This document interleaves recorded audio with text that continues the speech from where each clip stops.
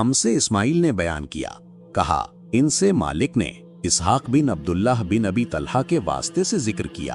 बेशक अबू मुर्रा मौला अकील बिन अबी तालिब ने इन्हें अबू वाक़िद अल-लैसी से खबर दी कि एक मर्तबा रसूलुल्लाह सल्लल्लाहु अलैहि वसल्लम मस्जिद में तशरीफ फरमा थे और लोग आप सल्लल्लाहु अलैहि वसल्लम के इर्द गिर्द बैठे हुए थे कि 3 आदमी वहां आए।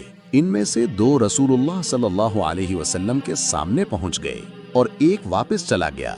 रावी कहते हैं कि फिर वो दोनों रसूलुल्लाह सल्लल्लाहु अलैहि वसल्लम के सामने खड़े हो गए। इसके बाद इनमें से एक ने जब मजलिस में एक जगह कुछ गुंजाइश देखी तो वहां बैठ गया और दूसरा अहले मजलिस के पीछे बैठ गया और तीसरा जो था वो लौट गया।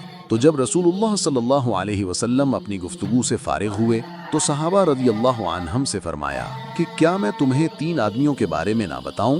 तो सुनो, इनमें से एक ने अल्लाह से पनाह चाही, अल्लाह ने उसे पनाह दी, और दूसरे को शर्म आई तो अल्लाह भी उससे शर्माया कि उसे भी बख्श दिया, और तीसरे शख्स ने मुंह मोड़ा तो अल्लाह ने भी उससे मुंह मोड़ लिया।